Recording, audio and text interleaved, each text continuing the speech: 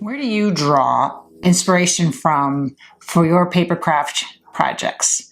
Well, let me share with you right here a place where I have drawn inspiration from for my very next classroom.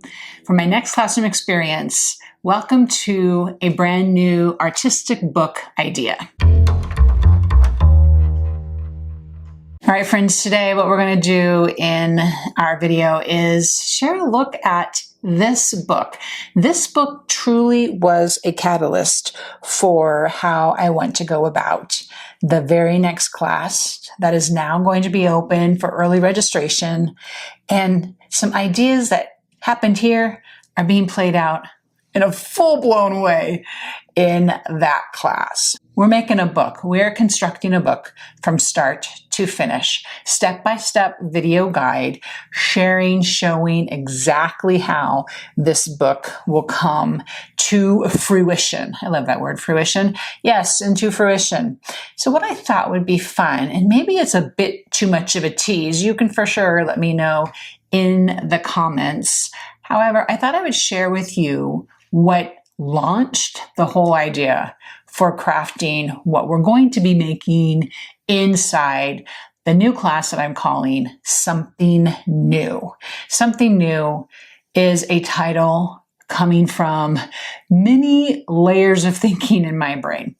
I realize it's February, but there's still some new things kind of unpacking from this new year. This is something new in terms of how I go about creating space for adding things into a book, albeit these clusters, layers, and this assemblage. So that's just really quick in a nutshell where the whole something new came from. So you can see, as we just already opened this book, this flips open immediately. It's a 6 inches by 8 inches tall book, hardcover. Well, that's not very hard. It's hardcover. I use some pretty heavy duty chipboard. And then as you open it up, we immediately get right on down to the embellishing. The thing about this book is that this will be an interactive layering of different page types throughout the whole entire book. We will be crafting each and every one of these, as well as ideas for how you can add even more to your heart's content, which let me just sit on that for half a minute. One of the things that this book became, and while we look through this here briefly, some of the things that are in here you're not going to see in the book that we make, because this book right here has drawn me in time and again. I keep coming into it and I'm adding to it. What happened was, this is 49 in market terracotta. Everything in here is 100% that collection for this book right here. And I don't have a whole lot of it left. I had quite a bit of paper, as you can see, because I bought both the 6x8 and the 12x12. So I had quite a bit of paper. It just really gave me the freedom to just dive into that stash and put it to work. And as I was doing that, I just had this desire within. I'm like, I want to share this with my friends. I want to share with them how they too can create a book that not only is very interactive, not only has lovely homes for the things that we like to make on the side, but it's going to be a space you're going to want to continue to revisit. Now, as I say in the details of this book on my site, this book is open to photos, plenty of room for photos, plenty of room for journaling, hot topic in my life right now, plenty of room for just adding ideas of embellished, papery goodness. I always think that's a really good idea. So in previous classes, we have made memory decks type cards or stuffed envelopes or tags, and sometimes we give them away. It's always a great idea to give them away, she says to herself.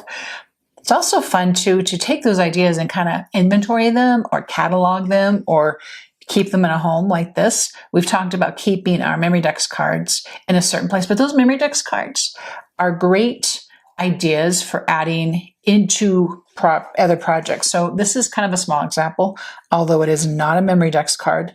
It is a layered element made in, or with rather, the terracotta. And I didn't necessarily have a home for it. And so as I was making this book, I decided this is going to live right here. So this is also a book that as we open it up and as we look at the embellishments inside of it, it just brings a lot of happy. And it brings with it a lot of joy of just the simplicity of making. And sometimes we don't have to do something with a beautiful thing. Sometimes beautiful things can land on our pages, and this can sit here for a while and kind of simmer. I love when my paper craft ideas simmer. We can come back to them at another time. We can add, you could attach a page pocket in here and you could add photos, or you could add a collage of photos in here, or you could add a large format photo in here. So it is great for our scrappy ideas for scrapbooking. These pages too, I'm thinking right in here, I'm going to add in just some blank pages so I can journal. So I can journal right now. So I can journal about this particular project that I made. And even in class, I do have a journaling prompt for you to follow. Now, this is something that you won't find in the class because this was a perfect opportunity of having gathered all of the terracotta and having these extra pieces left over. I just popped them up on this page. It's not anything super fancy, but it's a great way to look at these pieces that I absolutely love so much. And sometimes this book is an exercise in laying in beautiful papers and patterns just because they're beautiful and just because we want to have a home for them, because it doesn't do us any good to keep our papers filed away in the most recent 12 by 12 paper storage organization solution. What good does that do us? Let's get our papers out. Now, in the class that is brand new and opening soon on the site, I am using 49 Market. I will be using Birdsong. I announced that a couple weeks ago, and I believe several of my friends have picked up that collection, and we're going to have a great time with it, I guarantee you. That said, I don't want you to think or feel like you have to have Birdsong. As I just alluded to, if you are one of those who are keeping a supply of papers and not using them, it is time to get them out and put them to work in this class that I'm calling Something New. I hope you will click through the links that are included and learn more about this class. It is coming very soon. You can register now, and I'll see you in the classroom.